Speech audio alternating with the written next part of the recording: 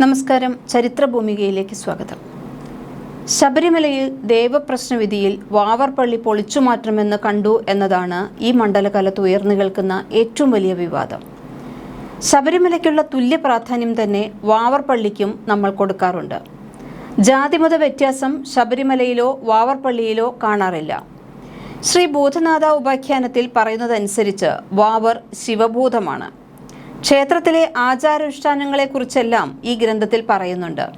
എരുമേലിയിൽ താമസിച്ച് ഉദയനൻ എന്ന കൊള്ളക്കാരനുമായി ഏറ്റുമുട്ടാൻ പോകുമ്പോൾ ശിവഭഗവാനാണ് വാവരെ അയ്യപ്പന് സഹായിയായി നൽകിയത് എന്നും ഒരു കഥയുണ്ട്. അയ്യപ്പസ്വാമിയുടെ ഉടവാൾ ഇന്നും എരുമേലിയിൽ ഒരു കുടുംബത്തിന്റെ പക്കലുണ്ട്. പുലിപ്പാൽ തേടി ഇറങ്ങിയ മണികണ്ഠൻ വാവരുമായി ഏറ്റുമുട്ടുകയും പിന്നീട് ചങ്ങാതിമാരാമായി മാറുകയും ചെയ്തു എന്നും പിന്നീട് തൻ്റെ ദൗത്യ നിർവഹണത്തിനെല്ലാം അയ്യപ്പൻ വാവരെ കൂടെ കൂട്ടിയിട്ടുണ്ട് എന്നും ഒടുവിൽ സന്നിധാനത്തിന് സമീപം വാവരെയും കുടിയിരുത്തി എന്നും ഒരു ഐതിഹ്യമുണ്ട്.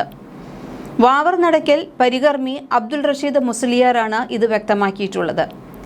തന്നെ കാണാൻ വരുന്ന ഭക്തർക്ക് കൂട്ടായാണ് വാവർക്ക് സ്ഥാനം നൽകിയത് എന്ന് പറയുന്നു. ശബരിമലയിലേക്കുള്ള ഇരുമുടിക്കെട്ടിൽ വാവർ സ്വാമിക്കുള്ള വഴിപാടുകളും ഉണ്ടാകാറുണ്ട്.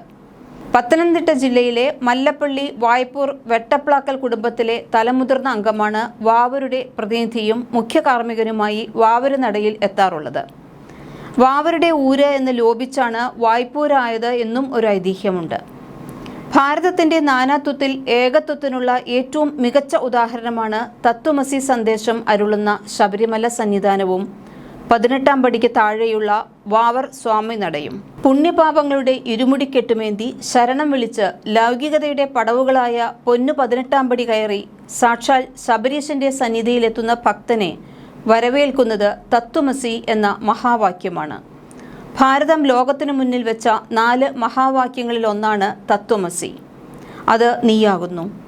സന്നിധാനത്തിലെത്തുന്ന ഭക്തർ അയ്യനെ കാണാൻ 18-ാം പടി ചവിട്ടുന്നത് മതമൈത്രിയുടെ പ്രതീകമായ വാവരസ്വാമി നടയിൽ വണങ്ങിയ ശേഷമാണ്. അയ്യപ്പസ്വാമിയുടെ അംഗരക്ഷകനും ഉറ്റ ചങ്ങാതിയുമായിരുന്നു വാവർ. തത്വമസിയുടെ സമത്വ ലോകത്ത് എത്തുന്നതിന് നമ്മുടെ ഉള്ളിൻ്റെ ഉള്ളിലെ ലൗകികമായ വികാര വിചാരങ്ങളുടെ പ്രതീകങ്ങളായ 18 പടികൾ ചവിട്ടിക്കയറേണ്ടതുണ്ട്. 18 പടികളിൽ ആദ്യത്തെ 5 നമ്മുടെ ജ്ഞാനേന്ദ്രിയങ്ങളുടെ പ്രതീകങ്ങളാണ്. ഈ ലോകത്ത് നമ്മെ ബന്ധിച്ചിടുന്ന ഇന്ദ്രിയ വിഷയങ്ങളാണ് അവ. അതിനെ മറികടന്നാൽ അടുത്ത 8 പടികൾ മനസ്സിനകത്തെ അഷ്ടരാഗങ്ങളുടെ പ്രതീകങ്ങളാണ്.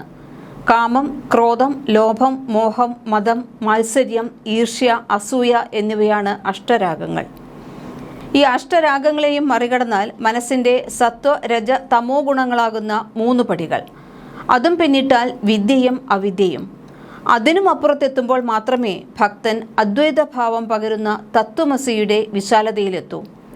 അങ്ങനെ ആത്മസംസ്കരണത്തിൻ്റെ 18 പടികൾ കടന്നെത്തുന്ന ഏകഭാവത്തിലെത്തുമ്പോൾ അവിടെ ഹിന്ദുവും മുസൽമാനും എന്ന വ്യത്യാസത്തിന് സ്ഥാനമില്ല തന്നെ.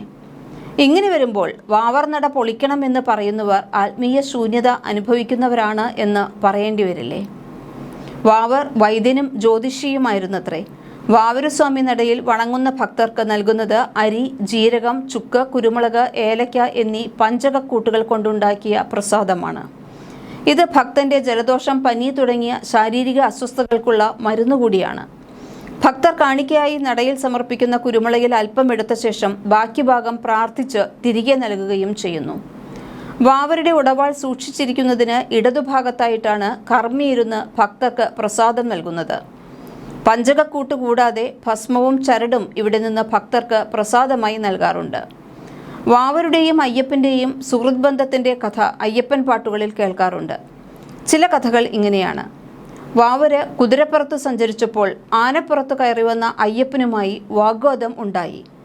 കുതിരപ്പുറത്തു നിന്നിറങ്ങാൻ വാവരോട് ആവശ്യപ്പെട്ടതിന് ആനപ്പുറത്തു നിന്നിറങ്ങാൻ വാവര് പറയുകയും ചെയ്തു. അയ്യപ്പൻ കോപിച്ച് വാവരെ കടുവയ്ക്ക് ഇരയാക്കുമെന്ന് കൽപ്പിച്ചു. അങ്ങനെ ഇരുവരും തമ്മിൽ യുദ്ധമുണ്ടായതായി വിസ്തരിക്കുന്ന ഭാഗങ്ങൾ ചില അയ്യപ്പൻ പാട്ടുകളിൽ ഉണ്ട്. ഒടുവിൽ വാവരുടെ കുതിരക്കാൽ ചുരിക കൊണ്ട് അയ്യൻ അരിഞ്ഞു വീഴ്ത്തി. അയ്യൻ്റെ ആനക്കാൽ വാവര് വാൾ കൊണ്ട് വെട്ടുകയും ചെയ്തു. വളരെ കാലം അവർ തമ്മിൽ ഇങ്ങനെ പോരാട്ടം നടന്നു അത്രേ. ആരും ജയിക്കില്ല എന്നുറച്ചപ്പോൾ ഇരുവരും സമന്മാരാണ് എന്നറിഞ്ഞ് ചങ്ങാത്തന്മാരായി എന്നും ഒരു കഥയുണ്ട്. വാവരുടെ കപ്പലോട്ടത്തിൽ ചുങ്കം തരണമെന്ന് ആവശ്യപ്പെട്ട അയ്യപ്പനോട് തർക്കിച്ച് ചുങ്കം കൊടുക്കാതെ വാവർ കടന്നുപോയി. ആ സമയം അയ്യപ്പൻ കപ്പലിന്റെ പാമരം ഏതു മുറിച്ച് തോൽപ്പിച്ചുവെന്നും വാവർ കൈവള ഊരി കപ്പമായി കൊടുത്ത് മൈത്രി ബന്ധത്തോടുകൂടെ കൈപിടിച്ചു പോയതായും മറ്റൊരിടത്ത് വർണ്ണിക്കുന്നുണ്ട്. ശ്രോതാക്കളെ അത്ഭുതപ്പെടുത്തും വിധത്തിലാണ് പാട്ടുകൾ വാവരെ ചിത്രീകരിച്ചിരിക്കുന്നത്. പ്രാചീനകാലം മുതലേ കേരളത്തിൽ നിലനിന്നു പോരുന്ന ഹിന്ദു മുസ്ലിം മൈത്രിക്ക് ഒരു ഉത്തമ മാതൃകയാണ് അയ്യപ്പനും വാവരും. അത് അങ്ങനെ തന്നെ നിലനിർത്തുന്നതല്ലേ വിശ്വാസങ്ങൾ മുറിപ്പെടാതിരിക്കാൻ നല്ലത്.